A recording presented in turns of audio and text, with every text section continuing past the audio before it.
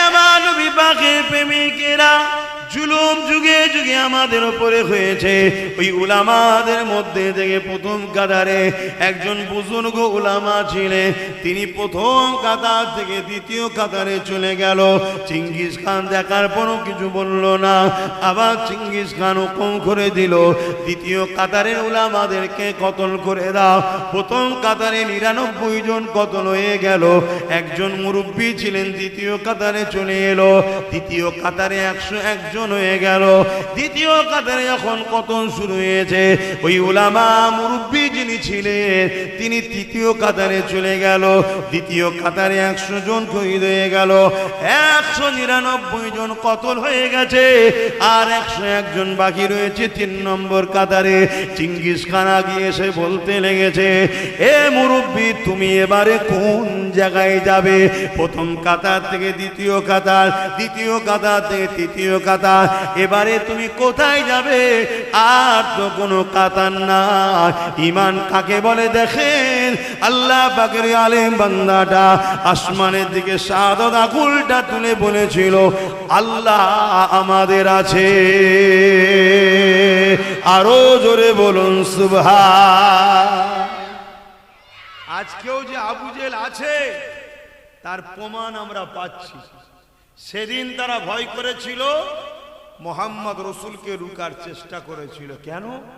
আমার নবী ইনসাফের নাম, ইনসানিয়াতের নাম, মানবতার নাম, প্রেমের নাম, ভ্রাতৃত্বের নাম, ঐক্যের নাম, একতার নাম, খোদার্থকে খানা খাবার নাম মোহাম্মদ রসুল। জোরে বলুন সুবহানাল্লাহ।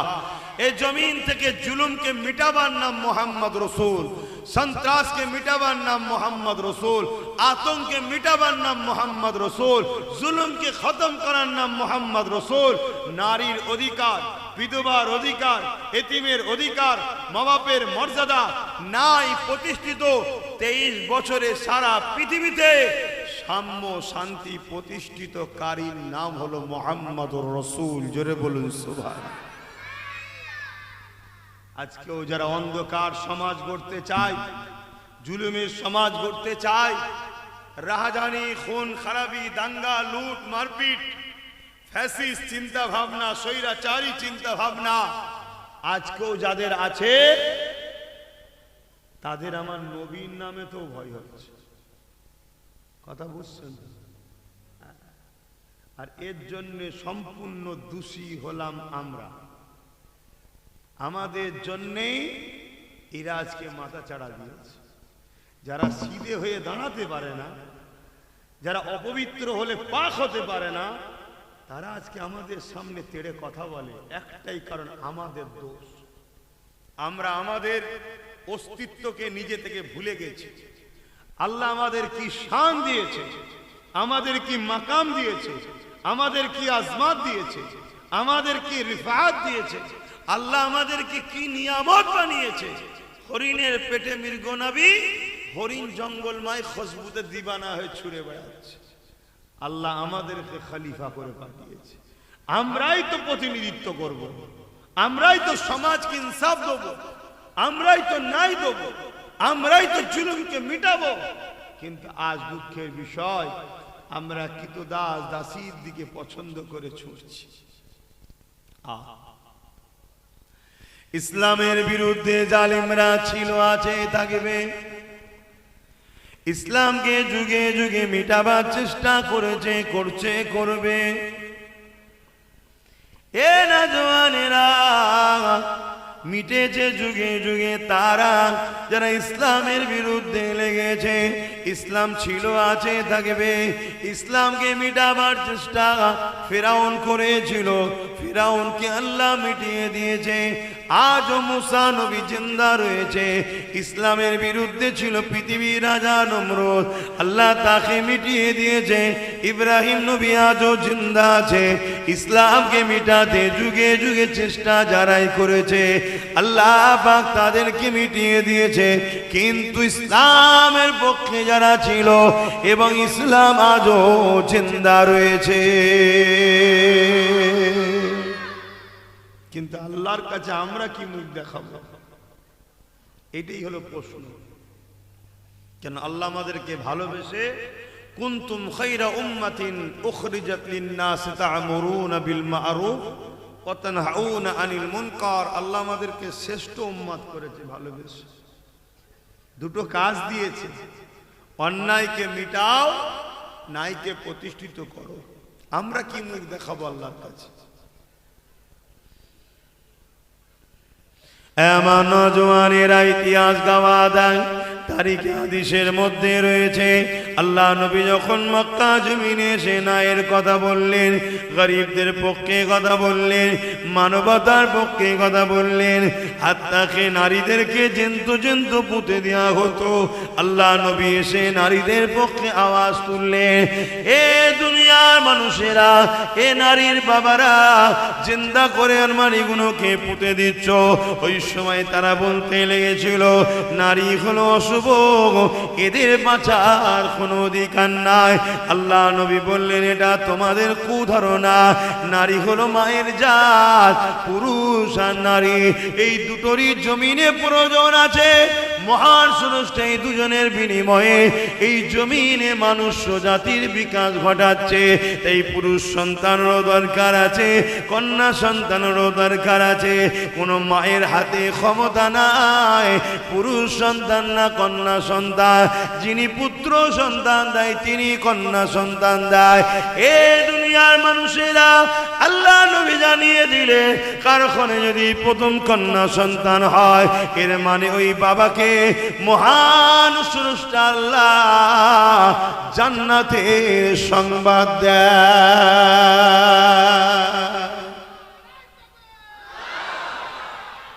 আল্লাহ দেখুন, 1450 বছর আগে আমার নবী শিখিয়েছে নারীর মর্যাদা। এখানে নারীর নাম হচ্ছে, পুরুষরা তাকবীর দিচ্ছে। হায় হায়। আর আজকে যারা নিজের মায়ের ইজ্জত রক্ষা করতে পারে না, নিজের মাকে কিভাবে কথা বলতে হয় জানে না, সেই অকাট মূর্খ চরিত্রহীন সমাজদ্রোহী, তারা আজকে আঘাত দিচ্ছে ইসলামে নাকি রেপ করাটা পাপ নয়। বলেছে না? বলে এখান থেকে তো বেশি দূর নয় মনে হয়, তাই তো নাকি? হ্যাঁ, কোন মিডিয়া যদি একবার জিজ্ঞেস করতাম খুশি হতো এই কথা বলার সময় আপনি কি গেঁজা খেয়েছিলেন, একটু খুশি হতো।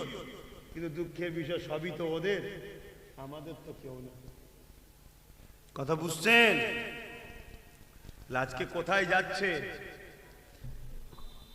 যে ইসলাম নারীদেরকে জ্যান্ত পুঁতা থেকে বাঁচালো, যে ইসলাম মেসেজ দিল কন্যা সন্তান হওয়া মানে ওই বাপ জান্নাতের সুসংবাদ পায়, জোরে বলুন সুবহানাল্লাহ।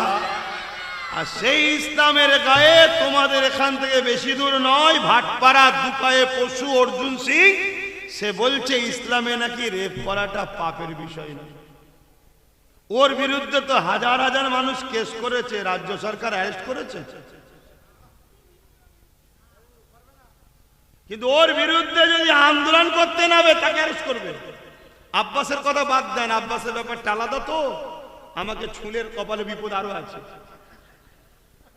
কথা বুঝছেন না? বোঝেন না? কিন্তু আমার বোঝাবার উদ্দেশ্য, এটা একটা সংবিধান বিরোধী কথা তো, একটা বিশেষ ধর্মের নামে একটা এত বড় মিথ্যাচার তো। গণতান্ত্রিক দেশে, ধর্ম নিরপেক্ষ দেশে, সর্বধর্মের মানুষের দেশে ইসলাম কখনো কারো ধর্মের উপরে আঘাত দেয়নি। কিন্তু দেখুন আমেরিকার চালচলন, ফ্রান্সের চালচলন আমার দেশে এবং আমার বাংলাতেও চলে এলো। এ থেকে বোঝা যাচ্ছে ব্যথা যত বাড়ে ফুটফুটে সন্তান তত তাড়াতাড়ি আসে। কিছু বুঝলেন? ব্যথা যত বাড়বে তার মানে সন্তান, নতুন মেহমানের খবর, নতুন অতিথির খবর আসবে। ইসলামের ওপরে যত ব্যথা বাড়বে, ইসলামের ওপরে যত মিথ্যাচার হবে, ইসলামের ওপর যত আঘাত হবে, এর মানে নতুন অতিথি ইসলামে আসবে। জোরে বলুন। যে ভয় আমেরিকা করে ইসলামের বিরুদ্ধে লেগেছিল, উল্টো হয়ে গেছে। শুনছেন তো আমি কি বুঝাচ্ছি? এরাও সেই টেনশনই আছে, এদেরও মাথা কাজ করছে না যে কি করে রুকি, কি করে রুখি? সত্যকে কখনো রুখা সম্ভব নয়। হ্যাঁ, তুমি 5 লাখ মুসলমান মেরতে পারো, তুমি 5 লাখ মুসলমানকে হয়তো মেরে ফেলতে পারো, 5 কোটি মুসলমানকে মেরে ফেলতে পারো। কেন? এ মুসলমান মরার জন্যই তো তোমাদের গোলাম হয়ে বসে আছে। মারলে মারতে পারো, অসুবিধে কিছু নেই, এটা সম্ভব তোমাদের জন্য। কেন? ইতিহাস বলছে চিঙ্গিস খান 1 কোটি মুসলমানকে মেরেছে, 1 লক্ষর উপরে উলামাকে হত্যা করেছে। তারপরও চিঙ্গিস খান মিটে গেছে, ইসলাম সারা পৃথিবীতে আজও আছে। জোরে বলুন সুবহানাল্লাহ। অতএব মুসলমান হয়তো তোমরা মেরে ফেলতে পারো, ক্ষমতা আছে। কেন? আমার কওমের মানুষ বড় ভুল রাস্তায় দীর্ঘদিন চলছে, তাই হয়তো তাদের ক্ষতি করলে করতে পারো। কিন্তু ইসলামকে যদি তুমি মনে করো আমি টার্গেট করেছি, তোমার একটা ফুসকুরি সারাবার ক্ষমতা নেই, তুমি ইসলামকে মিটাবার খব দেখছো।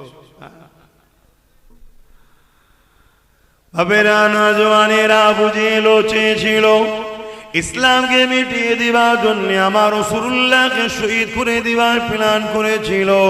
কাকে অফারটা দিয়েছিল? হযরতে ফারুক আজমকে। তখন হযরতও ছিল না, ফারুক আজমও ছিল না, শুধু নাম ছিল খাত্তাবের বেটা উমর। হযরতে উমর দাঁড়িয়ে গেলেন, তরোয়াল বার করে ফেললে, এ আবু জেহেল রে, আমি যাচ্ছি, কাল সূর্য উঠবে, মুহাম্মদ আর উঠবে না। 39 জন ইমানের কলেমা পড়েছিল তখন শুধুমাত্র। হযরত উমর বলতে লেগেছে 40 জন আর হতে দেব না, 39 জনই থাকবে। ওমর ফারুক রওনা দিয়ে দিয়েছে। অনেক বড় কথা, ফেরেশতাদের মধ্যে আলোচনা হতে লেগেছে। ওমরকে আল্লাহ এত ক্ষমতা দিয়েছিল, জাহিলিয়াতের যুগে যখন ছিলে এমন দাবদাবা ছিল, পুরো মক্কায় কেউ তার বিরুদ্ধে কথা বলার ক্ষমতা ছিল না। ওই সময় ফেরেশতাদের মধ্যে আলোচনা হতে লেগেছে। আমার আল্লাহ পাক বলতে লাগলে, হে আমার ফেরেশতারা, উমরকে যেতে দাও। উমর বলে 39 থেকে 40 হতে দেব না। আমি আল্লাহ উমরকে 40 নম্বর মুসলমান বানিয়ে দেব। আরো জোরে বলুন সুবহান। সব ক্ষমতার মালিক কে? কখন যে হৃদয়ে কার রাজত্ব চলে আসবে কে বোঝে বলো না। দিল দিতে লাগে না, দিল অটোমেটিক চলে যায়, ঠিক না? এর পুরো কন্ট্রোল কারো চলে না, আল্লাহ চলে। উমর তরোয়াল নিয়ে বেরিয়েছে, আমার রাসূলের শহীদ করে দেবে। আমার নবীর দরবারে গিয়ে আঘাত দিয়েছে। ভেতর থেকে এক সাহাবী জিজ্ঞেস করছে, কে? খাত্তাবের বেটা উমর। সাহাবা হুজুরদের মধ্যে হালচাল শুরু হয়ে গেছে যে কি হবে, আজ আমাদের আর রেহাই নেই। ওই মজলিসে আর একজন বসেছিলেন, নবী পাক সাল্লাল্লাহু আলাইহি ওয়াসাল্লামের চাচা হযরতে হামজা রাদিয়াল্লাহু তাআলা, তখন ইসলাম কবুল করে নিয়েছে। তিনি উঠে দাঁড়িয়ে এসে বললেন, হুজুর, আজ যদি উমর পাকামো করে, আমি হামজাও কিন্তু কোন কমতি নয়, ছাড়বো না। জোরে বলুন সুবহানাল্লাহ। আমার নবীর চাচাও ছিলেন বিশাল পালোয়ান, কথা বুঝে আসছে, বিশাল হেলথ, বিশাল চেহারা। আল্লাহ নবী বললেন, উমরকে আসতে দাও। দরজা খুলে দেওয়া হলো। হযরত উমর ফারুক আসছেন। কেন? আমাদের তো নাম নিলে সম্মানে নিতে হবে না। আসছে হযরতে হামজা রাদিয়াল্লাহু তাআলা আন, উমর ফারুক আর রাসূলের বীজখানে দাঁড়িয়ে গিয়ে উমরের বুকে হাত দিয়ে রুকে দিয়েছে। হে উমর, কি খবর এখানে? তুমি এখানে কি করতে এসছো? শোনো, যদি পাকামো করেছো আমি কিন্তু ছাড়বো না তোমায়। হাতে উলঙ্গ তরোয়াল। আল্লাহ নবী বললেন, চাচা, উমরের রাস্তা আটকাবেন না, ছেড়ে দেন। কেন? হুজুর তো জানে কানেকশন তো আল্লাহর সঙ্গে হচ্ছে, ওর রাস্তা আটকাবেন না, ওকে ছেড়ে দেন। আমার রাসূলুল্লাহর একেবারে কাছে এলেন। আল্লাহ নবী উমরের পিরহান জামা যেটাই ছিল পড়ে তার একটা খোঁট ধরে টান দিলেন হালকা। উমর ফারুক বসে গেলেন। আল্লাহ নবী শুধু একটাই কথা বলেছে, উমর, এখনো কি সময় হয়নি তোমার রবের দিকে আসা? ব্যাস, চোখ দিয়ে ঝরঝর করে পানি বেরিয়েছে। সাহাবা হুজুর অবাক হয়ে দেখছে, হুজুর এই তরোয়াল নিয়ে এসেছিলাম দুনিয়া পাওয়ার জন্য আপনাকে শহীদ করতে। আজও মুসলিম ঘরের ছেলে দুনিয়া পাওয়ার জন্য ইসলামকে শহীদ করছে, দুনিয়া পাওয়ার জন্য ইসলাম বিদ্বেষীদের সঙ্গে দল করছে, দুনিয়া পাওয়ার জন্য ইসলামের দুশ্মনদের ঘরে ক্ষমতা দিচ্ছে।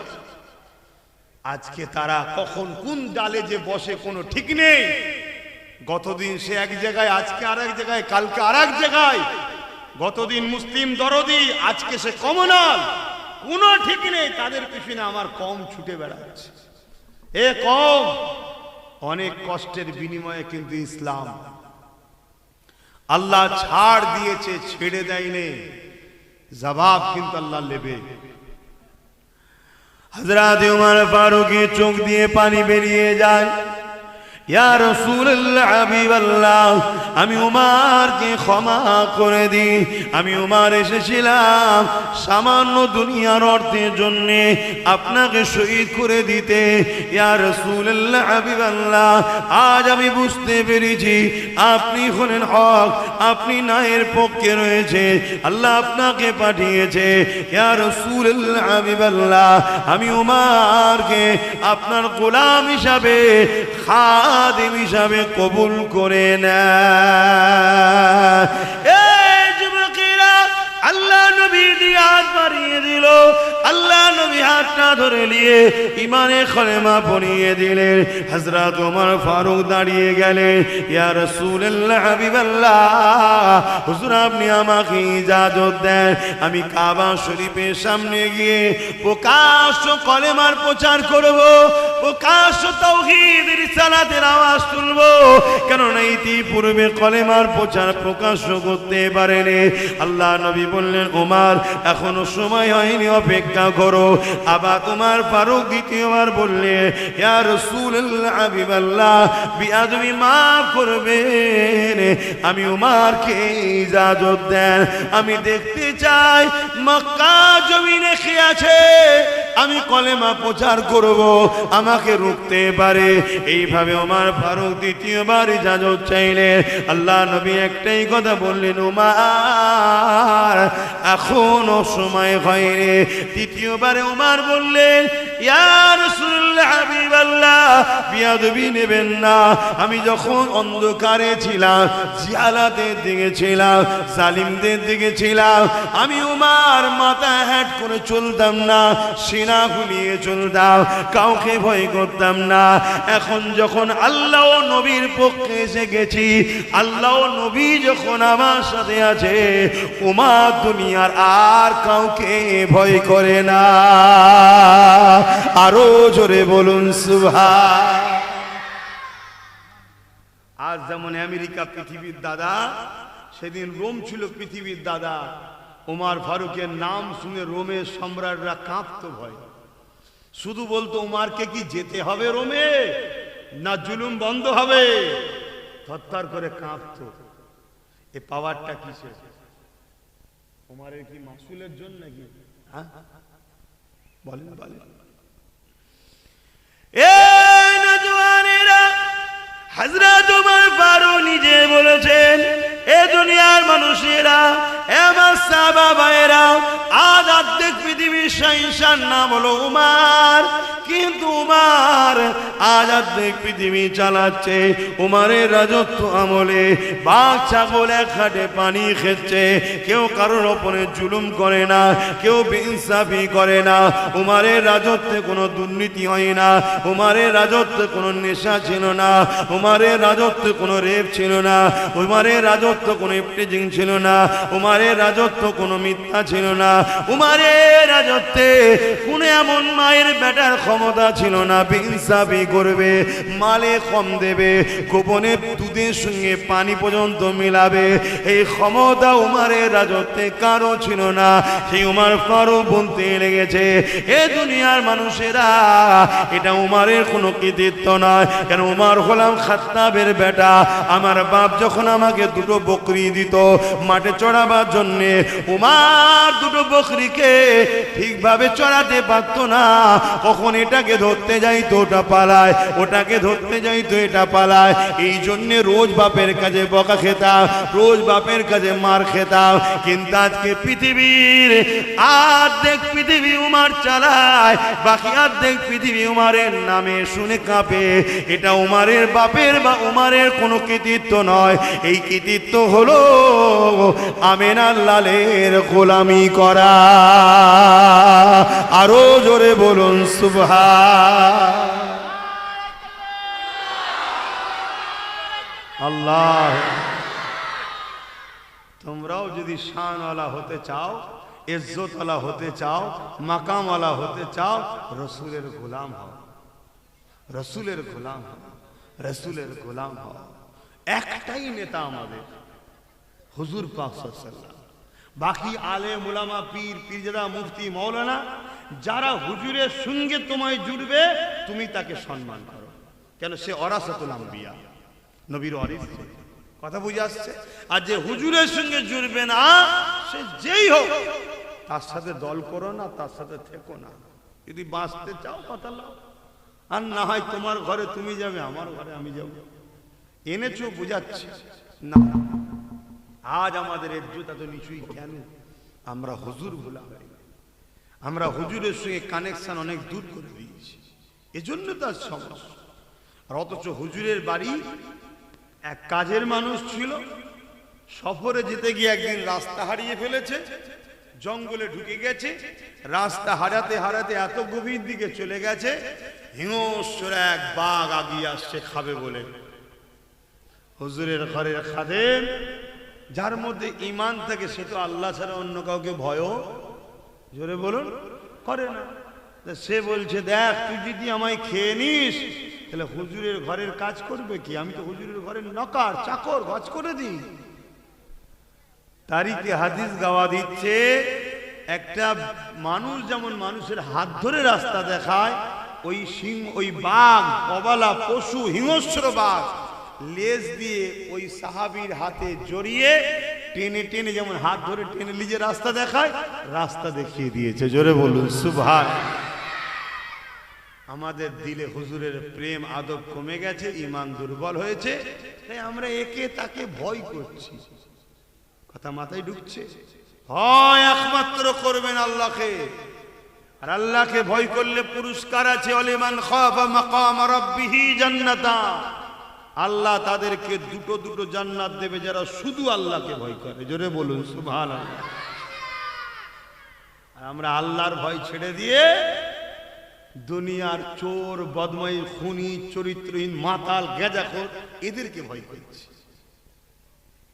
যাদের কোনো হাইসিয়াত নেই, যাদের কোনো সম্মানের যোগ নেই, যাদেরকে কোরআনের ভাষায় উলাইকা বালহুম আদাল, চতুষ্পদ জন্তুর থেকেও নিকৃষ্ট এরা, এদেরকে আমরা ভয় করি।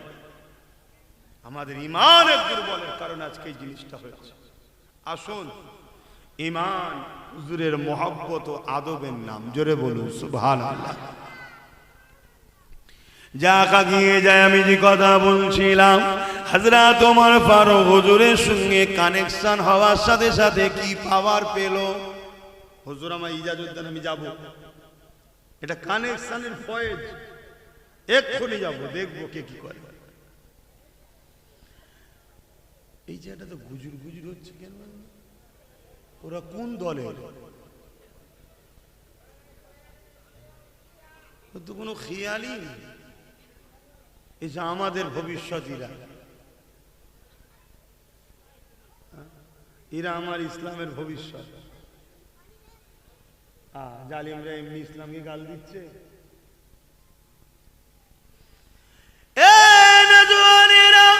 হযরত ওমর ফারুক রাদিয়াল্লাহু তাআলা আনকে আল্লাহ নবী ইজাজত দিয়ে দিলেন, নবী আমার দুটো কাতার তৈরি করলেন।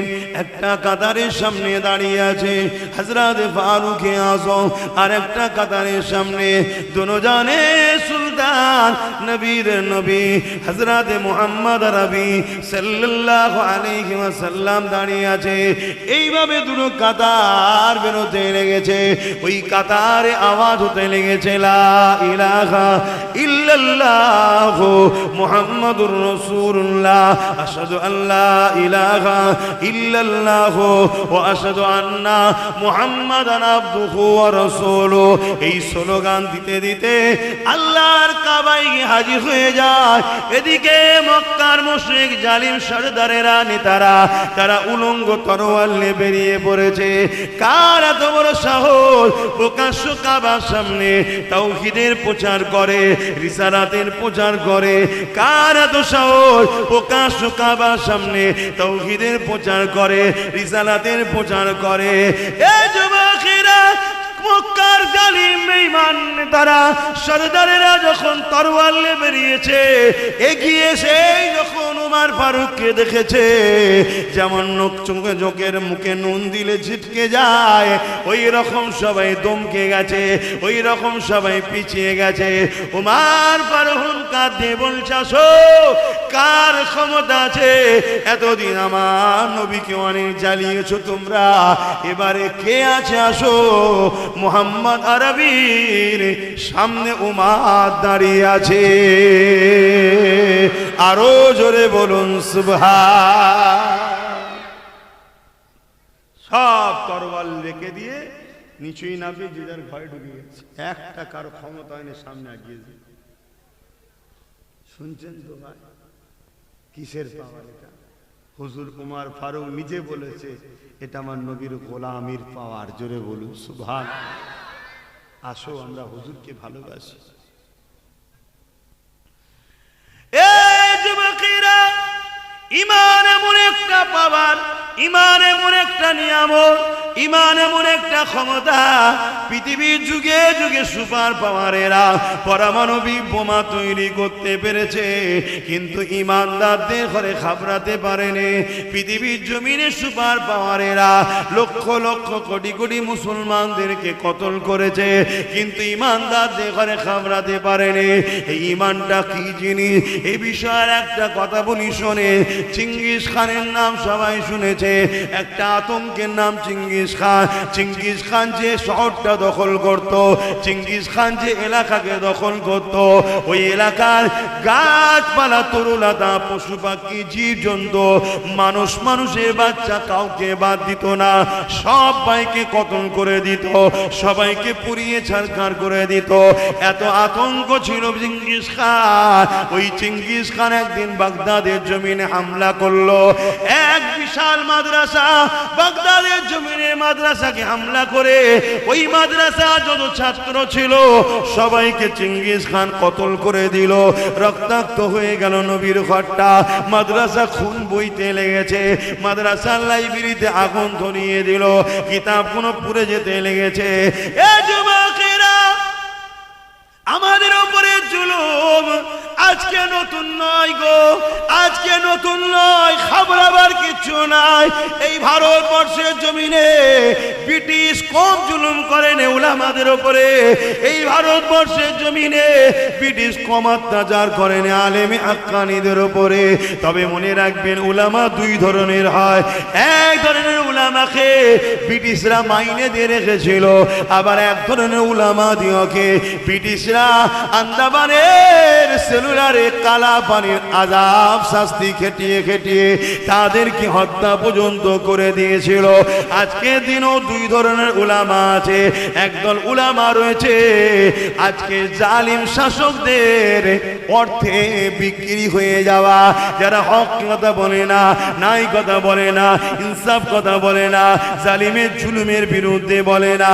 এ যুবকেরা, আমল করে চিঙ্গিস খান দেখা যায় লাইব্রেরিতে আগুন ধরিয়ে দিল, তুলাবা ছাত্রগুলোকে কতল করে দিল। 300 উস্তাদ ছিল, এত বড় মাদ্রাসা, 300 উস্তাদ হযরত ছিলেন, তিনাদেরকে 3টে কাতার দিয়ে দাঁড় করিয়ে দিল।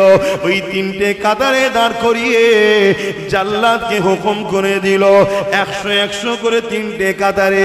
প্রথম কাতারের উলামাদের ঘর থেকে কল্লাগুলোকে আলাদা করার হুকুম দিয়ে দিল। দৃশ্যখানা একটু চোখ বন্ধ করে খেয়াল করেন কিভাবে উলামাদেরকে জালিমরা কতল করেছে। আর আল্লাহর দ্বীনের পাগল, নবীর পাগল উলামারা জান দিয়া পছন্দ করেছে, জালিমদের কাছে মাথা নত করেনে।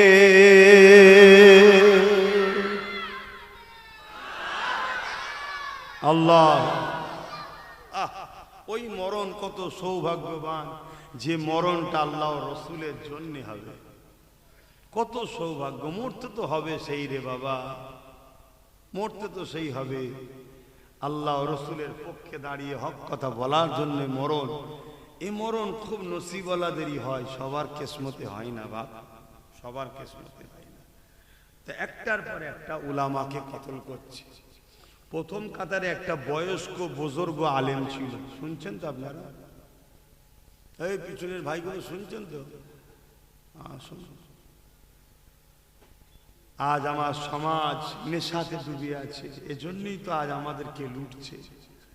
আজ সমাজ লোভ লালসায় ডুবে গেছে, এগুলো প্ল্যান করে করা হয়েছে। কেন এ জাতি যদি জেগে থাকে, আচ্ছা আচ্ছা জাহান্নামের কুকুরদের ঘুম হারাম করে দেবে। এ জাতিকে ঘুম পড়াও, তার জন্য মদ দাও, টাকা দাও, নারী দাও, যা দেবে দাও, ঘুমোতে দিতে পারে না। আমাদের জুলুম, অত্যাচার, রাহাজানি, স্বৈরাচারী সব এ জাতি জেগে গেলে ঠান্ডা করে দেবে। শুনছেন তো? এ জাতি ঘুমোচ্ছে বলেই তো তিলোত্তমা বোন এখনো ইনসাফ পাইনি। এ জাতি যদি জেগে যেত ইনসাফ পেয়ে যেত। এ জাতি ঘুমোচ্ছিল বলেই তো তামান্নার মতো ছোট্ট বাচ্চা কন্যাটা বোমের আঘাতে মারা গেল, ইনসাফও পেল না। এ জাতি ঘুমোচ্ছে, এ জাতিকে ঘুম পড়িয়ে রাখা হয়েছে। তবে জাগো কম, যদি না জাগো ঘুম ভাঙবে যেদিন দেখবে জাহান্নামে কাতার দিয়ে রেখেছো, সেদিন আল্লাহ তোমার হিসাবটা নেবে। তোমাকে আল্লাহ পাঠিয়েছে এই জমিনের উপরে ইনসাফ কায়েম করার জন্য। নামাজ পড়তে হবে ব্যক্তি জীবনের জন্য, রোজা রাখতে হবে ব্যক্তি জীবনের জন্য, হজ করতে হবে ব্যক্তি জীবনের জন্য, দাড়ি টুপি ব্যক্তি জীবনের জন্য। এখানে যদি ভুলও হয়ে যায় আল্লাহর কাছে কাঁদলে ক্ষমা করে দেবে আল্লাহ বলেছে। কিন্তু হক নাও যদি কেউ মারে আল্লাহ বলেছে আমি ক্ষমা করব না, ও যদি ক্ষমা না করে। তোমার উপরে তোমার সমাজের হক নাই, তোমার উপরে তোমার মা, বেটি, বোন, নারীদের হক নাই। আজকে তুমি আমি ঘুমোচ্ছি বলিতে সমাজের নারীরা রেপ হচ্ছে। মুসলিম সমাজ যদি জাগতো এ সমাজের বেটি কখনো রেপ হতো না। কথা বুঝছেন না? বোঝেন? এদেরকে ঘুম পড়িয়ে রাখা হয়েছে। আর আব্বাস সিদ্দিকী যখন এদেরকে জাগাবার চেষ্টা করে তখন আব্বাস সিদ্দিকীর রজকে কাটিং করা হয়। 20 সেকেন্ডের বক্তব্য ছাড়া হয়, 30 সেকেন্ডের বক্তব্য ছাড়া হয়। আগে পিছুর কথাকে কেটে জোর করে একটা নতুন কিছু ওয়ার্ড তৈরি করে সেটাকে বাজারে খাওয়ানো হয়। এআই করে আব্বাস সিদ্দিকীর মুখকে চেঞ্জ করে জালিমদের নেতাদের সঙ্গে মিলিয়ে দেওয়া হয়। আব্বাস সিদ্দিকী গিয়ে সাধারণ মুসলিম সমাজ ঘৃণা করে যে আব্বাস খারাপ লোক। এটাই তো পরিকল্পনা চলছে। কিন্তু মনে রাখবে, আমি এতটুকু বুঝি, আল্লাহ সুযোগ দিলে বলবো, না সুযোগ দিলে বলবো না। সুযোগ দিয়েছে বলছি, না কিয়ামত দিন ধরবে আল্লাহ। বলিস নি কেন?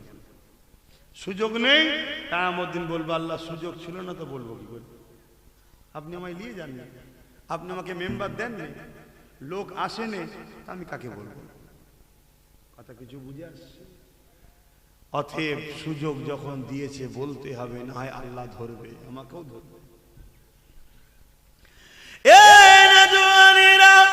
যে কথা বলছিলাম, এমন বিপাকে প্রেমিকেরা, জুলুম যুগে যুগে আমাদের উপরে হয়েছে। ওই উলামাদের মধ্যে থেকে প্রথম কাতারে একজন বুজুর্গ উলামা ছিলেন, তিনি প্রথম কাতার থেকে দ্বিতীয় কাতারে চলে গেল। চেঙ্গিস খান দেখার পরও কিছু বলল না। আবার চেঙ্গিস খান হুকুম করে দিল, দ্বিতীয় কাতারের উলামাদেরকে কতল করে দাও। প্রথম কাতারে 99 জন কতল হয়ে গেল। একজন মুরব্বী ছিলেন, দ্বিতীয় কাতারে চলে এলো। দ্বিতীয় কাতারে 101 জন হয়ে গেল। দ্বিতীয় কাতারে যখন কতল শুরু হয়েছে, ওই উলামা মুরব্বী যিনি ছিলেন তিনি তৃতীয় কাতারে চলে গেল। দ্বিতীয় কাতারে 100 জন শহীদ হয়ে গেল। 199 জন কতল হয়ে গেছে, আর 101 জন বাকি রয়েছে 3 নম্বর কাতারে। চেঙ্গিস খান আগে এসে বলতে লেগেছে, এ মুরব্বী তুমি এবারে কোন জায়গায় যাবে? প্রথম কাতার থেকে দ্বিতীয় কাতার, দ্বিতীয় কাতার থেকে তৃতীয় কাতার, এবারে তুমি কোথায় যাবে? আর তো কোনো কাতার না। ঈমান কাকে বলে দেখেন, আল্লাহ পাকের আলেম বান্দাটা আসমানের দিকে শাহাদাত আঙ্গুলটা তুলে বলেছিল, আল্লাহ আমাদের আছে। আরো জোরে বলুন সুবহান। এখানে পা ধরে ফেলেন যে আপনি বাঁচান আমাকে। এখানে কি বলছে? আল্লাহ আছে। যখনই বলেছে চেঙ্গিস খান রেগে গেছে। রেগে গিয়ে জাল্লাদকে বলছে, আগে এই মুরব্বী উলামাটাকে কতল কর। ব্যাস চেঙ্গিস খানের মুখ দিয়ে যেই বেরিয়েছে, যে সত্যি আল্লাহ আছে দিল থেকে বলে, আল্লাহ তাকে বাঁচাবে না বাঁচাবে না। মুখে বলা আর দিলে বলা আলাদা বাপ। কথা বুঝে আসছে? সঙ্গে সঙ্গে ঘোড়ার মধ্যে একটা হালচাল শুরু হলো। যে ঘোড়ায় চেঙ্গিস খান বসেছিল, ও পৃথিবীর আতঙ্কের নাম, পুরো পৃথিবী যার ভয়ে কাঁপতো থরথর করে। ঘোড়া তাকে নিয়ে এমন লাফালাফি শুরু করলো, কোনোভাবে আর সে ঘোড়াকে কন্ট্রোল করতে পারছেন। এবার ঘোড়া ছুটতে শুরু করেছে। জাল্লাদ কতল করা ছেড়ে দিয়ে, সৈন্যরা কতল করা ছেড়ে দিয়ে চেঙ্গিস খানকে বাঁচাবে বলে ছুটছে, তার ঘোড়াকে দাঁড় করাবে বলে। কিন্তু এই ঘোড়া ছুটছে, কখনো ডান দিকে কখনো বাঁদিকে লাফাচ্ছে, এইভাবে ছুটছে। একটা টাইমে চেঙ্গিস খানের একটা পা রাখে যেখানে, সেখান থেকে ফসকে গেল, আর আরেকটা পা ওই যেখানে পা রাখে সেখানে জড়িয়ে গেল। এই অবস্থায় চেঙ্গিস খান জমিনে পড়ল। তার মাথা কখনো পাথরে লাগে, জমিনে লাগে, বিভিন্ন জায়গায় লাগে, গাছে লাগে তার দেহ। এভাবে ছিন্ন বিচ্ছিন্ন হতে হতে হতে পৃথিবীর আতঙ্ককে আল্লাহ মিটিয়ে জাহান্নামে পাঠিয়ে পৃথিবীকে ঠান্ডা করে দিলেন। জোরে বলুন সুবহানাল্লাহ।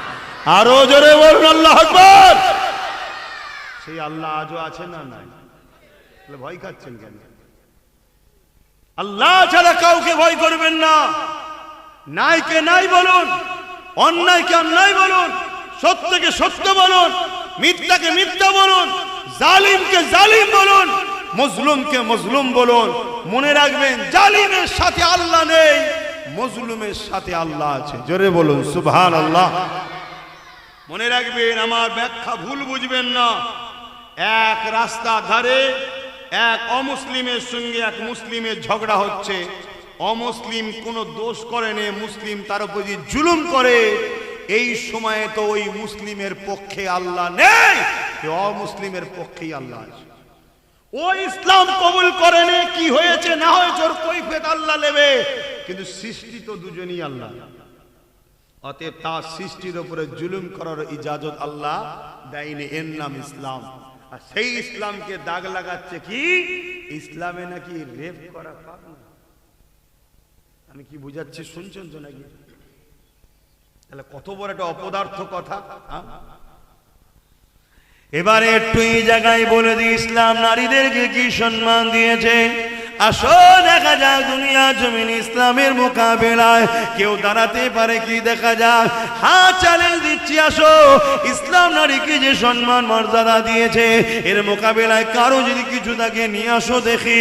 আমরাও জানতে চাই, আমরাও দেখতে চাই। না জেনে ইসলামের বিরুদ্ধে মিথ্যাচার যারা করছে এদেরকে হয় পাগলা গারদে রাখা হোক, না হয় জেলের মধ্যে রাখা হোক। কেন এই খেপা কুকুরগুলোর জন্য সমাজের শান্তি বিঘ্ন হচ্ছে। এ যুবকেরা তরুণেরা আল্লাহ নবী জানিয়ে দিলেন কারো ঘরে যদি একটা দুটো তিনটে পরপর তিনটে কন্যা সন্তান হয়, ওই তিন কন্যার আব্বা বাবা যদি মনটা খারাপ না করে আল্লাহ দিয়া নিয়ামত মনে করে ওই তিন কন্যাকে লালন পালন করে তাকে বড় করে শিক্ষা দিয়ে লালন পালন করে বড় করে তার যদি বিবাহটা দিয়ে দিতে পারে, আল্লাহ নবী দুটো আগুনকে পাশাপাশি দেখিয়েছে। যেভাবে দুটো আগুন পাশাপাশি রয়েছে ওই তিন কন্যার বাবা আব্বা আর আল্লাহ নবী জানিয়ে দিলেন আমি রাসূলুল্লাহ পাশাপাশি জান্নাতে থাকিব। আল্লাহ পাকের শ্রেষ্ঠ জায়গা হলো জান্নাত। ওই জান্নাত কি আল্লাহ নারীর পায়ের তলায় করেছে। আল জান্নাতু তাহতা আকদামুল উম্মাহাত, প্রতিটা ছেলেদের জান্নাত হলো তার মায়ের পায়ের তলায়। মা হলো নারীর জাত। এক সাহাবী এসে রাসূলকে জিজ্ঞাসা করে, ইয়া রাসূলুল্লাহ হাবিবাল্লাহ, আমার উপরে সবথেকে বেশি কার হক? আল্লাহ নবী বললেন তোমার মায়ের, তারপরে কার তোমার মায়ের, তারপরে কার তোমার মায়ের, তারপরে কার তোমার বাপের। মা হলো নারীর জাত। নারীকে আল্লাহ তিন ভাগ রাসূল মর্যাদা দিয়েছে। প্রথম হলো মা, তারপরে হলো মা, তারপরে হলো মা, তারপরে হলো বাপ। বাপ হলো পুরুষের জাত। নারীর মাকাম আল্লাহ এত দিয়েছে, নারীর মাকাম ইসলাম এত দিয়েছে।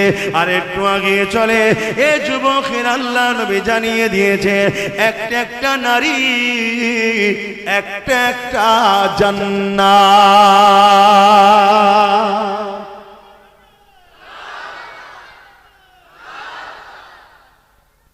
আমার ধর্মের উপরে কত মিথ্যাচার হচ্ছে দেখছেন? হ্যাঁ, আমাদের হুঁশ নাই। আমাদের এসব নিয়ে মাথায় চাল ভাঙে না। আমাদের শুধু মাথায় চাল ভাঙে কি, আমার নেতা, আমার লিডার, আমার নেত্রী, আমার লিডার, তাকে কি করে জিতাবো, আসে কিছু ভাড়া দেবে আমি খাবো, এই নিয়ে আমরা পেরেছি। আমাদের এসব কোনো খেয়ালই নেই যে আমাদের পিছনে কি ষড়যন্ত্র চলছে। শুনছেন তো নাকি? আল্লাহ ছাড় দিয়েছে আমাদেরকে, ছেড়ে দেয়নি, ধরবে। আল্লাহ কোরআনের সূরা বাকারার মধ্যে আল্লাহ বলছে তোমরা আল্লাহ ও রসুলকে ভুলে যাদেরকে আপন করবে তাদের হাতে আমি আল্লাহ তোমাদেরকে মিটাবো। দেখো না, কেন্দ্র সরকার আইন করলো ওয়াকাফ কালা কানুন, একটু বলবো ওয়াকাফ নিয়ে। কেন্দ্র সরকার আইন করছে কি ওয়াকাফ কালা কানুন। 2025 ওয়াকাফ সংশোধনের নামে ওয়াকাফ লুটার আইন করেছে। অ্যাকচুয়ালি ওয়াকাফটা কি জিনিস আমার কওমের মনে এখনো অনেক যুবক ছেলে জানে না। আমার কওমের যাদের ধর্মের সম্পদ তারাই জানে না। তাহলে এই জিনিস ঝাড়া তো বড় সহজ। ওয়াকাফ হলো আমাদেরই পূর্বপুরুষ ধনীরা আল্লাহকে খুশি করার জন্যে আল্লাহর রাহে দান করা সম্পদ। উদ্দেশ্য এই জায়গায় মসজিদ হবে, মাদ্রাসা হবে, কবরস্থান হবে, ঈদগাহ হবে, খানকা হবে এবং এর অর্থ থেকে মুসলিম গরিব ছেলেদের পড়াশোনার জন্য খরচ করা হবে। এই আল্লাহর খুশির জন্য মুসলিম ধর্মের ধনীরা দান করা সম্পদ। কথা বুঝে আসছে? ভারতবর্ষে বর্তমান ভারত তো বিশাল বড়, নেতা হওয়ার জন্য সব গুতুগুতি করে দেশ ভাগ করেছে, জনগণের কোনো দোষ নয়। শুনছেন তো নাকি?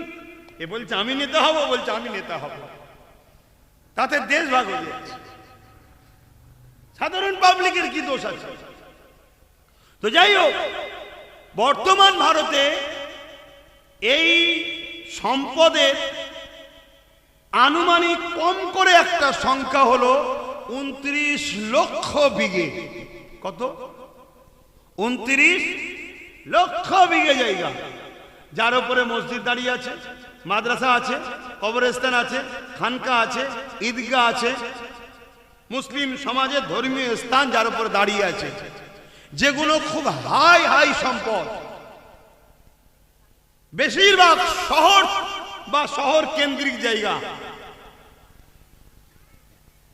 এই নদীর উপরে চুচুড়া বলে একটা জায়গা আছে, ওখানে একটা মাদ্রাসা আছে, মসজিদ আছে। যে মাদ্রাসা মসজিদে রাজ্য সরকার তালা মেরে দিয়েছিল। আমার সঙ্গে ঝগড়া তো ওইটা দেখলি, আমার সঙ্গে এর সাথে ঝগড়া শুরু ওইটা থেকে।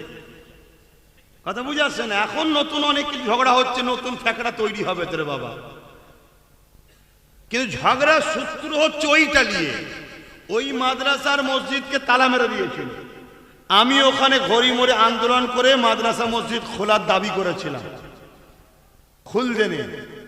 4টে পর্যন্ত পারমিশন ছিল, 4:30 পার হয়ে গেছে।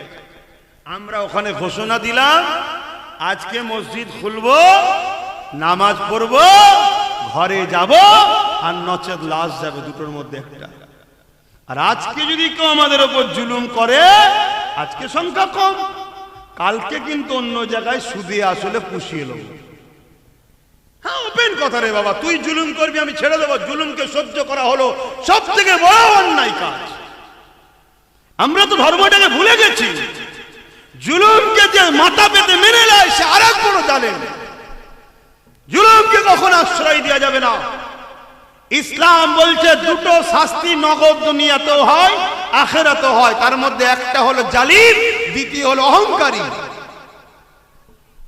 শুনছেন তো? এদের দু জায়গায় পাও না, এই দুনিয়াতেও মরবে, আখিরাতেও মরবে। যেমন দেখেন ওই যে মিস্টার ফেরাউন, মিশরের পিরামিডে এখন দাঁত কেলিয়ে পড়ে আছে। ও দুনিয়াতেও শাস্তি হয়েছে, ও বেটা আখিরাত তো জাহান্নাম যাবে। সন্দেহ নেই। অনেকে আবার বলে কে জান্নাত কে জাহান্নামে যাবে আল্লাহ জানে। আচ্ছা, আল্লাহ জানে, এটা কোনো আশ্চর্যের বিষয়? তিনি তো রব, তিনি তো মালিক, তিনি তো সবই জানবে। কিন্তু আল্লাহর বান্দাবান্দি তুমি কি জানলে? তোমাকে জানাবে বলেই তো আল্লাহ কালামুল্লাহ পাঠিয়েছে, হাবিবুল্লাহ পাঠিয়েছে। তা তোমাকে তোমার আল্লাহর বন্ধু আর আল্লাহর কোরআন তোমাকে তো জানিয়েছে এই রাস্তায় চললে জাহান্নাম, এই রাস্তায় চললে জান্নাত। বলছে সে বুঝি পরে যদি তওবা করে লাই। তুই পরে তওবা করার কথা বলছি, আমি যদি পরে যদি আরো বড় কাফের হয়ে যায় কি হবে? অতএব পরিস্থিতি অনুযায়ী ফতোয়া বাস্তব সামনের উপরে হয়, প্রেজেন্ট অবস্থাতে হয়। কথা বুঝে আসছে তো নাকি? আজকে মুসলমান সালাম দেবো, কাল মুসলমান নয় সালাম দেবো না। আবার যদি পরে কলেমা রদ্দ কবুল পরে ফিরে আসে, আবার গলায় গলায় মিলবো, আবার সালাম দেবো। ফতোয়া তো বাস্তবের উপরে হয়, প্র্যাকটিক্যালের উপরে, বর্তমান প্রেজেন্টের উপরে হয়। তো যাই হোক ভাই, এসব সমাজে একটা গুজামিল দিয়ে সাধারণ মানুষকে ভড়কে দিবেন, এটা পরিকল্পনা করছে। তো ওই জায়গায় মসজিদ, আলহামদুলিল্লাহ, আল্লাহর দয়া, তার মসজিদ কার দ্বারা সে খোলাবে সে জানে। আলহামদুলিল্লাহ, আমাদের দ্বারা আমার জিন্দেগিতে কোনো ভালো কাজ নেই। আমি মনে করি একটাই ভালো কাজ আছে, খোদা তোমার ঘর জালিমের হাত থেকে তালা খুলেছি। সালাউদ্দিন আইবির জীবনী পড়েছি আমরা।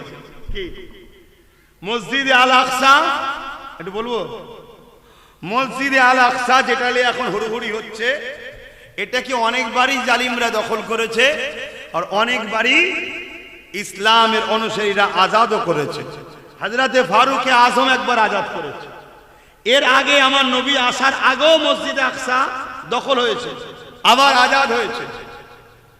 মসজিদে আকসার একটা গুরুত্ব আছে। মসজিদে আকসা হলো আল্লাহর একটা নিয়ামত, যার দখলে থাকে পৃথিবী তার দখলে থাকে। জোরে বলুন সুবহানাল্লাহ।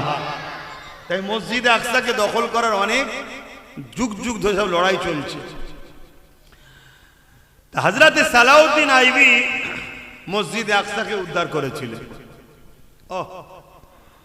9 বছর তখন বয়স। বাজারে গেছে চাচার সাথে মসজিদের মেহরাব কিনতে। একটা খুব সুন্দর কারুকার্যওয়ালা মেহরাব দেখতে পেয়েছে, যেটাকে দেখে সালাউদ্দিন আইবি চাচাকে বলছে, চাচা এই মেহরাবটা কেনেন, আমাদের মসজিদে লাগাবো। দোকানদার বলছে মেহরাব বিক্রি নয়, এটা গিফটের জন্য। সালাউদ্দিন আইবির বয়স তখন 9 বছর।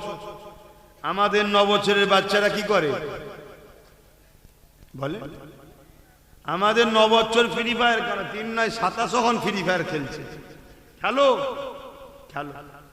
যেদিন চোখের সামনে মাকে নিলামে তুলবে, বোনকে নিলামে তুলবে, সেদিন তখন চোখ দিয়ে রক্ত বেরোবে যে হাই কি করে ফেললাম।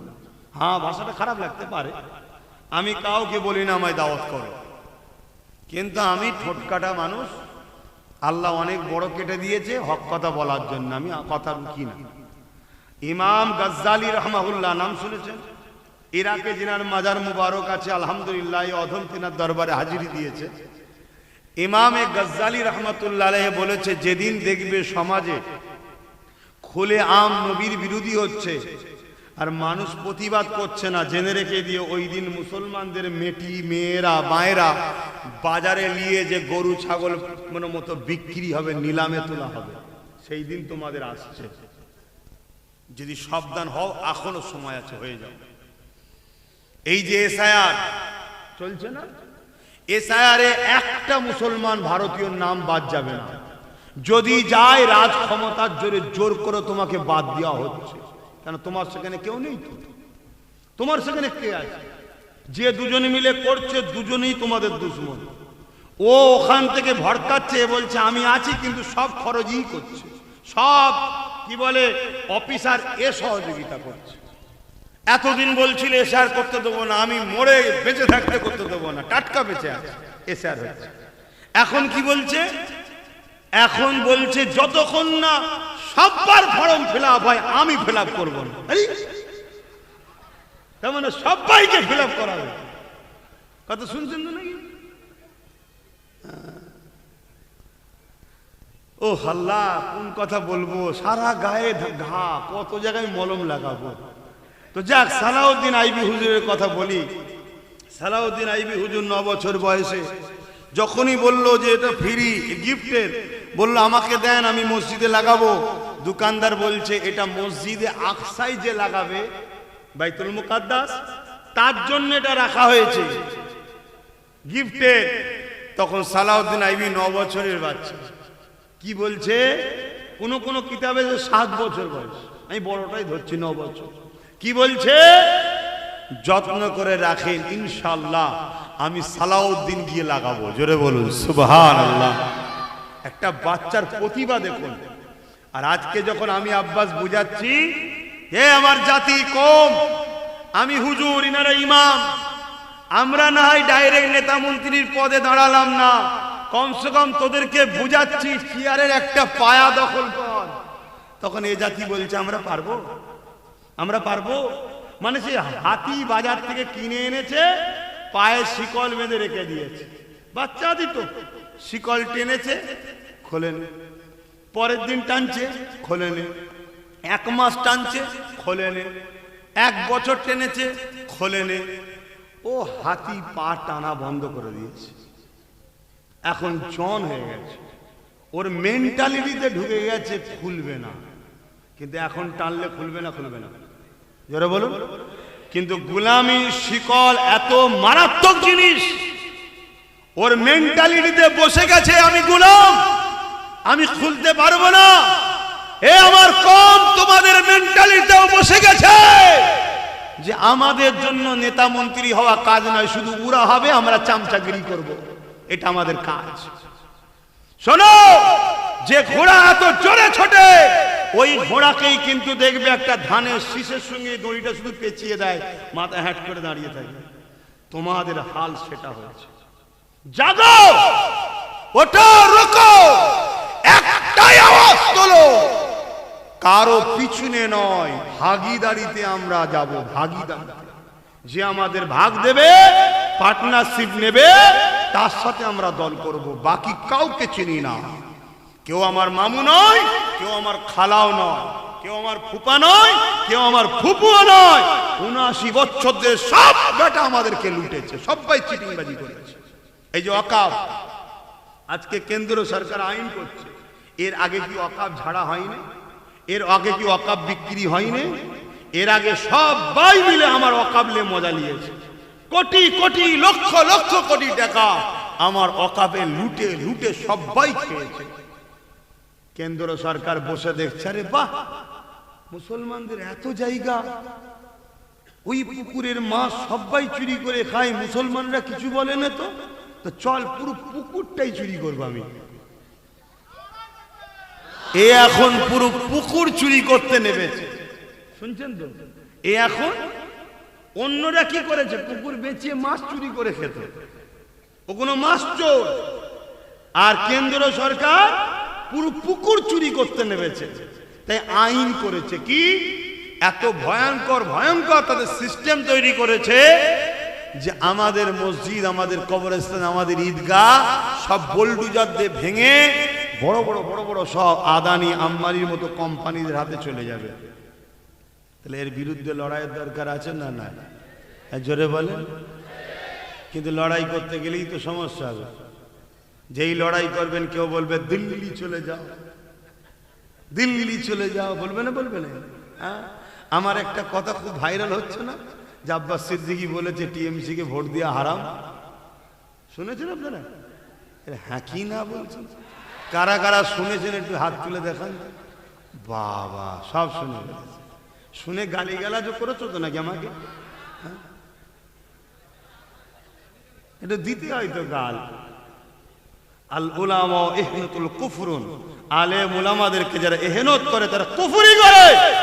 ওই অবস্থায় যদি তওবা না করে, ওই অবস্থায় মারা গেলে সে চির জাহান্নামী হয়ে থাকবে। কথা বুঝে আসছে? আমি অ্যাকচুয়ালি কি বলেছিলাম, এইটুকু কথা বলেছি নাকি না আরো বলেছি? কি গো, এসেছি যখন একটু বলে দিই নাকি? না ইখতিলাফ থেকে যাবে? হ্যাঁ, একটু বলে দিই কি বলছে। আমি কিন্তু এরকম কথা বলিনি। অ্যাকচুয়ালি আমি বলেছি এর আগেও অনেক কথা আছে, পরেও অনেক কথা আছে, সবটা বাদ দিয়েছে। দিয়ে শুধু দিয়েছে কি, আব্বাস সিদ্দিকী বলছে যে দেখো শোনো, টিএমসি কে ভোট দিলে হারাম। সে পীর সাহেব হোক, পীরজাদা হোক, মুফতি হোক, মৌলানা হোক, যেই হোক, এরম বলেছে, তাই তো নাকি? এরম বক্তব্য দেখেছেন তো? হ্যাঁ, এইটুকু দিয়েছে। আচ্ছা বলুন তো, আল্লাহ রসুল বলছেন অন্যায় দেখলে হাত দিয়ে রোখো। আল্লাহ রসুল কি বলছেন? অন্যায় দেখলে হাত দিয়ে রোখো। যদি হাতে ক্ষমতা না থাকে মুখ দিয়ে প্রতিবাদ করো।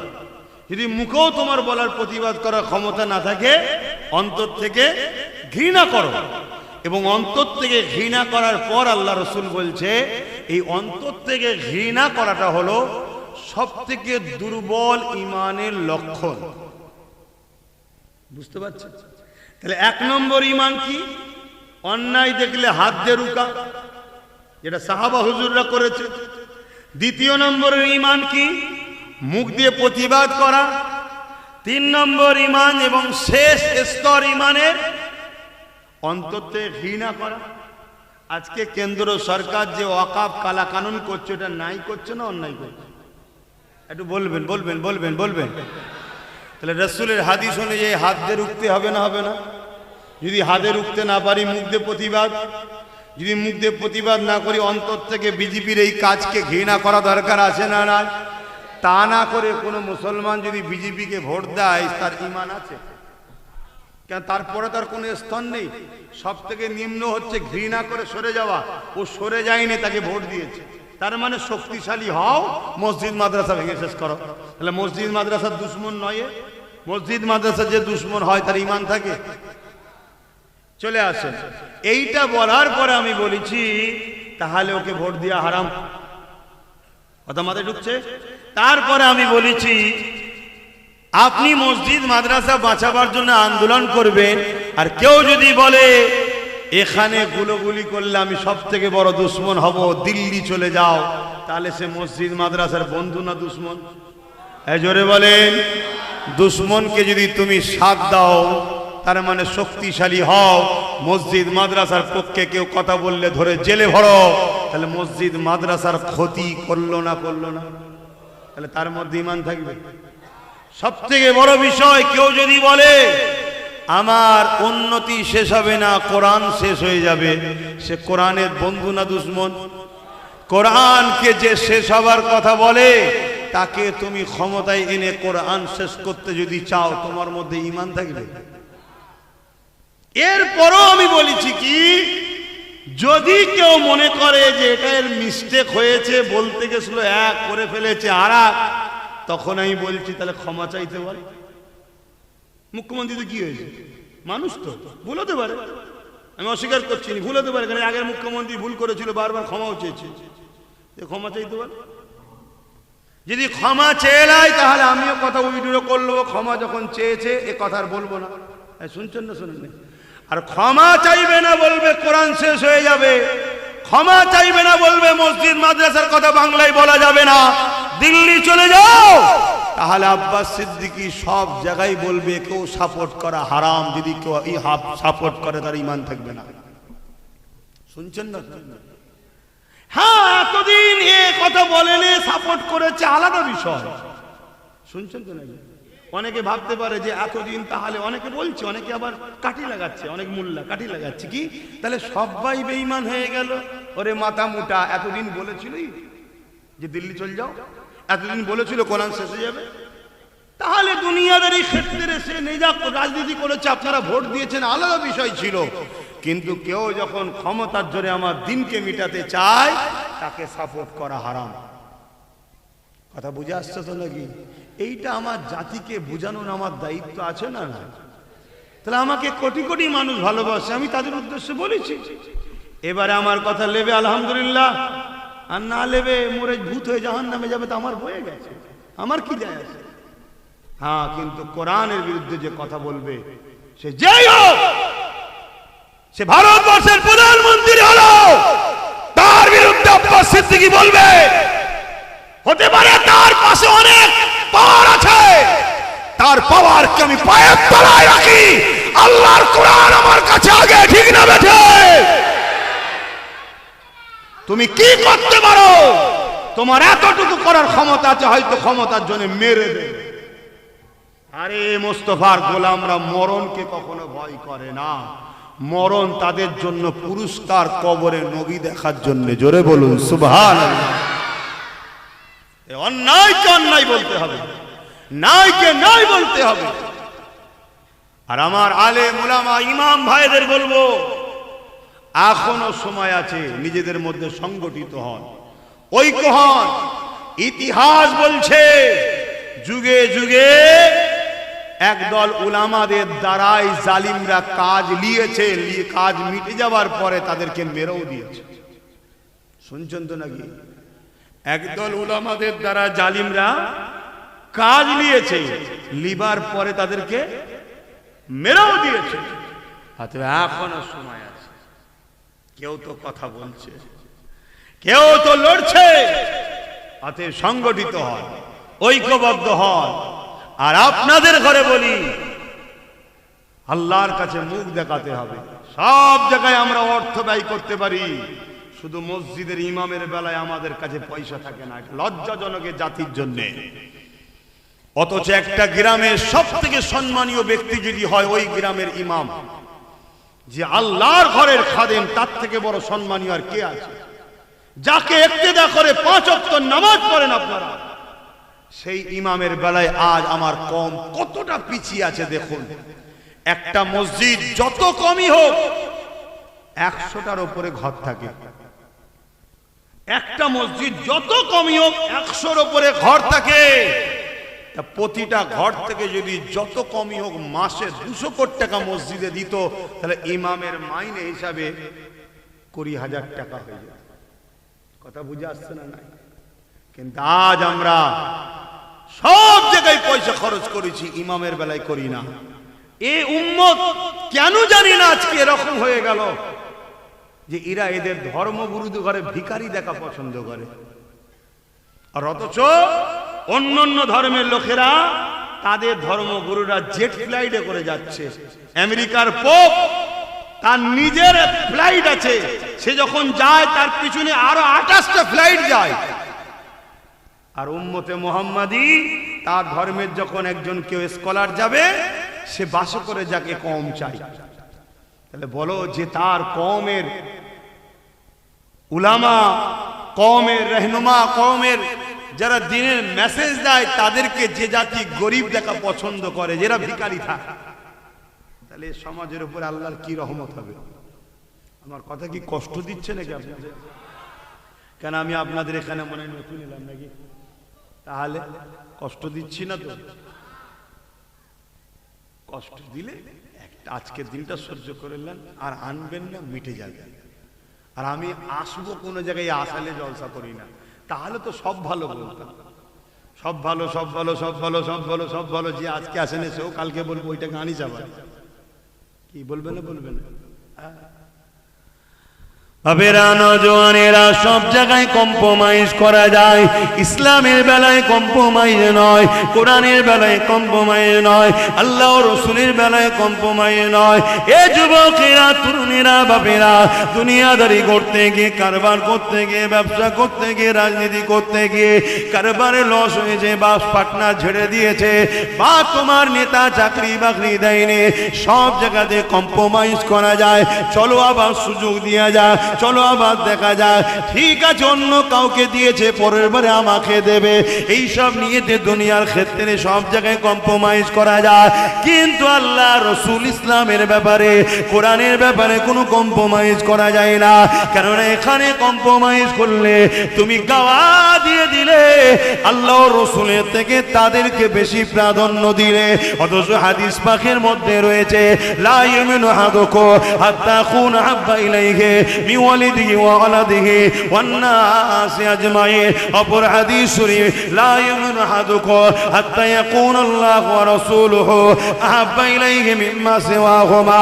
এ যুবকেরা, তরুণেরা, সব কিছু থেকে, জমি জায়গা, ঘর বাড়ি, টাকা পয়সা, ছেলে বলে, এমনকি নিজে জানের থেকে আল্লাহ রসুলকে যে বেশি ভালোবাসে, সেই তো ইমানদার।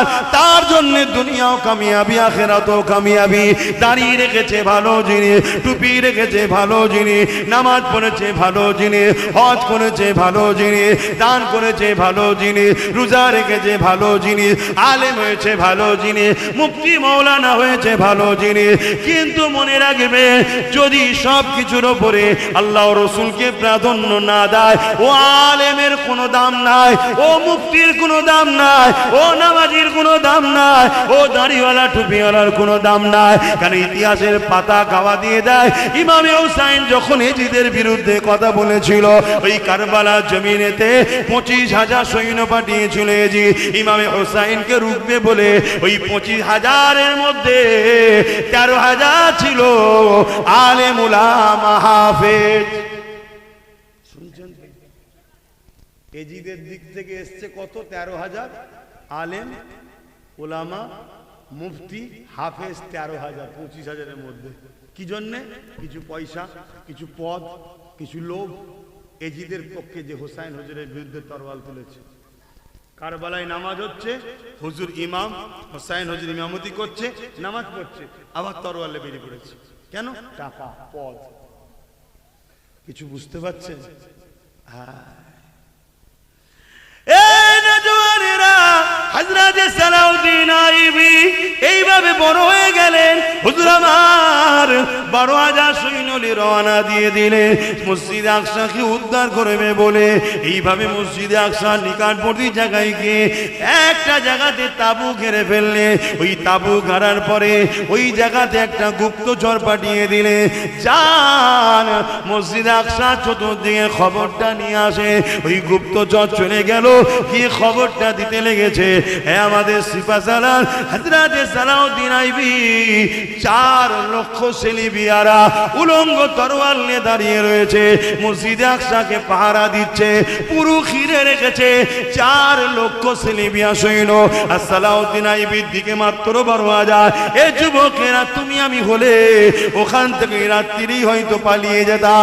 সালাউদ্দিন আইয়ুবী তাহাজ্জুদ পড়লেন, ফজরের নামাজ পড়ে এলে হুজুর আমার বক্তব্য দিতে লাগলে। 12,000 সৈন্য দাঁড়িয়ে রয়েছে, সিপাহসালার দাঁড়িয়ে গিয়ে বলতে লেগেছে, এ আমার সাথীরা, খবর নিলাম মসজিদে আকসাকে 4 লক্ষ সেলিবিয়া সৈন্য ঘিরে রেখেছে, আর আমাদের সংখ্যা মাত্র 12,000। এই বিশাল খুনি লড়াই হবে, আমি তোমাদেরকে আজাদ করে দিলাম, যার ইচ্ছা যাবে ঘরে চলে যাও, যার ইচ্ছা যাবে আমার সঙ্গে থাকতে পারো। ওই সময় 12,000 সালাউদ্দিনের সৈন্য বলেছিল, এ আমাদের সিপাহসালার 4 লক্ষ কেন 40 লক্ষ যদি থাকে, পিছুবার কোনো জায়গা নাই, আল্লাহর ঘরকে উদ্ধার করেই ফিরবো। আরো জোরে বলুন সুবহান আল্লাহ।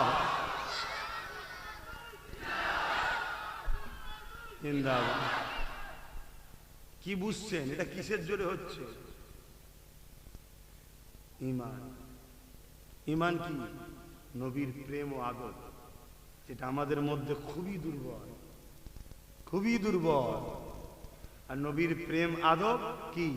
মান আহাব্বা সুন্নতি ফাকাদ আহাব্বানি, যারা আমার সুন্নতকে ভালোবাসলো তারা আমাকে ভালোবাসলো, যারা আমাকে ভালোবাসলো কানা মাই ফিল জান্নাহ, সে আমার সঙ্গে জান্নাতে যাবে।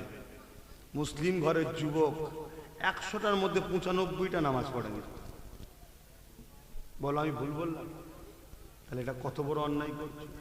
মুসলিম ঘরের নারী মেয়ে, মায়ের জাত, 100-র মধ্যে 95টা যুবতী মেয়ে নামাজ পড়ে না। অথচ 24 ঘন্টা মোবাইল নিয়ে আল্লাহ সুস্থ চেহারা দিয়েছে, মুখ বেঁকিয়ে বেঁকিয়ে এমন সেলফি তুলে ছাড়ছে, কালকে ওর ছেলে যদি আলেম ওলামা হয়, ওই ফটো যদি বাই চান্স ভাইরাস হয়ে যায়, ওই মৌলী সাহেবকে হয়তো মরে যেতে হবে। কি আমি কথা ভুল বলছি? কি তা গেলাম আমরা। এগুলো আমাদেরকে প্ল্যান মাফিক খারাপ করা হচ্ছে। আমাদের ছেলেরা, আমাদের মেয়েরা খারাপ নয়, এসব ভালো খুনের ছেলে মেয়ে, কিন্তু প্ল্যান মাফিক খারাপ করা হচ্ছে। আর এর জন্য কিয়ামতের দিন সব থেকে বড় বিপদে পড়বে বাপ মা। কিয়ামতের দিন আল্লাহ ধরবে বাপকে, তোমার ছেলে কি করেছে বলো। বাপ বলবে আল্লাহ আমার তো হিসাব দিলাম, ওটা ছেলের থেকে নেন না, তুমি গার্জেন বলো আমি তো দিয়েছিলাম আমার নিয়ামতটাকে আমার রাস্তায় রাখা, তুই আমার জিনিসকে অন্য রাস্তায় দিলি কি করে? জবাব দাও। শুনছেন তো? তুমি তোমার নয়, আমি আমার নয়, আমরা সবাই আল্লাহ। আমরা সবাই কার? আল্লাহ। এ দুটো চোখ আল্লাহর, এ দুটো কান আল্লাহর। ভুল না দিলে মানে আল্লাহ দিয়েছে। এ দুটো হাত আল্লাহ দিয়েছে, দুটো পা আল্লাহ দিয়ে। আমার কোন? এ কথা বলছে এটাও তো আল্লাহ। তাহলে আমার কি? এই যে অনেকে বলে না আমার জীবন, আমার লাইফ, আমারটা কি? তোর যে জানটা আছে, রূহ, মায়ের পেটে 120 দিনের মাথায় যে আল্লাহ দিয়েছে, হুকুম ফুঁকে দিয়েছে, ওটাও তো আল্লাহ। আমার কোনটা? পকেটে যে টাকা আছে ওটাও তো আল্লাহ দিয়েছে। তাহলে আমার বলে কিছু নাই। নিজের গর্দানকে আল্লাহর ফয়সালার উপর ঝুঁকিয়ে দেওয়া, এটাই হলো ইসলাম, এটাই হলো মুসলমান। তাহলে আজকে আমার বাপ কিয়ামতের দিন ধরা পড়বে। অনেক ছেলে বলবে আল্লাহ আমাকে জাহান্নামে দিচ্ছেন, আমি পাপ করেছি, তো এই পাপের জন্য আমার বাপ তো ভাগীদার। আমি যখন পাপ করছিলাম আমার বাপ যদি আমায় রুখতো তাহলে তাই পাপ করতাম না। আমার বাপ কেন বাদ যাবে? আমার সঙ্গে আমার বাপকেও দেওয়া হোক। আল্লাহ বলবে সাদ্দাকতা, সত্য বলছে ফেরেশতার বাপকে জাহান্নামে যাবে। শুনছে? আমার অনেক আব্বা আছে বলে ছেলে শোনে নে কথা। কে বলেছে শোনেন? আপনি বাপ, আপনার কথা ছেলে শোনে নে? আপনার কথা ছেলে শোনে নে? কি হতে পারে? তাহলে আপনি সম্পর্ক রেখেছেন কেন? ওকে ঘরতে বার করে দেন, জাতের যে পুত্র চল যা। একটাই ছেলে তো কি হয়েছে? কত লোকে তো ছেলেই নেই, জমি জায়গা যা আছে সব মসজিদে অক্ষ দেন, কবরে শান্তি পাবে। ও 26 বাইরে গিয়ে বুঝুক ঠেলাটা কি জিনিস, দুনিয়াটা কি জিনিস। কথা বুঝছেন না? বোঝেন না? আমার আজ একটু টেরা টাইপেরই হয়, অসুবিধা হচ্ছে। এ যুবক, কাল তুই বাপ হবি। আজ যদি কড়াকড়িটা থাকে না, তোর ছেলেটাও দেখবি সিধে হয়ে গেছে। পরিবেশ খারাপ, তোর ছেলেও বেঁকা হবে, আর এক কাঠি বাড়া হবে, তোর থেকে আর এক কাঠি বাড়া হবে। দুনিয়া দুনিয়া দুনিয়া করলে হবে না। দুনিয়াদারিটা আল্লাহ ও রসুলের হুকুম অনুযায়ী করতে হবে। আমার নবী কি দুনিয়াদারি করেনে? ওই স্টাইলে করতে হবে। সংসার করেনে? ওই স্টাইলে করতে হবে। সন্তানের বিয়ে দেয়নি? ওই স্টাইলে দিতে হবে। কথা বুঝে আসছে? নবী হলেন আমাদের জন্য মডেল। জোরে বলুন সুবহানাল্লাহ। আল্লাহ কোরআনে জানালেন লাকাদ কানা লাকুম ফি রাসূলিল্লাহি উসওয়াতুন হাসানাহ। এ দুনিয়ার মানুষেরা, আমি আমার হাবিবকে তোমাদের জন্য মডেল করে বানালাম। তোমরা নামাজ পড়বে নবী দেখো, রোজা রাখবে নবী দেখো, হজ করবে নবী দেখো, দান খায়রাত করবে নবী দেখো, দুনিয়াদারিতে করবে নবী দেখো, কারবার করবে নবী দেখো, সমাজনীতি করবে নবী দেখো, রাজনীতি করবে নবী দেখো, রাষ্ট্রনীতি করবে নবী দেখো। এক কথায় নবী ছাড়া অন্য কাউকে মডেল বানানো এটা হলো হারাম। শুনছেন তো নাকি? মডেল তো একটাই, মুহাম্মদ সাল্লাল্লাহু আলাইহি ওয়াসাল্লাম। বাকি কোনো মডেল না, সব হারাম। যদি বলেন মৌলী সাহেব যদি নবীর কথা শোনে মৌলী সাহেব হুজুর জিন্দাবাদ, আর নবীর কথা না শুনলে কাঁধ থেকে ছুঁড়ে ফেলে দাও। আব্বাস সিদ্দিকী যদি নবীর সঙ্গে জুটতে চায় আব্বাস সিদ্দিকী জিন্দাবাদ, নাই টান মেরে ফেলে দাও। কিয়ামতের দিন কোনো কাউকে পাওয়া যাবে না, একমাত্র আমিনার লাল থাকবে তোমার আমার বাঁচাবার জন্য। সেই নবী ছেড়ে দিয়ে হই হই করছো আজকে। সাবধান হও, এখনো সময় আছে, এখনো সময় আছে, নিঃশ্বাস চলছে। তওবা করো, ক্ষমা চাও আল্লাহর কাছে, নাই কঠিন বিপদ আসছে, কঠিন মুসিবত আসছে। কেন এই খব্বিসকে আবার নিয়ে এলি বাবা? সবাই তো খব্বিস দেখছে, হ্যাঁ হুজুর দেখা ছেড়ে দিয়ে খব্বিসকে দেখছে। এসব ফিতনা, দাজ্জালি ফিতনা, কথা বুঝে আসছে। দরুদ শরীফ আল্লাহুম্মা সাল্লি আলা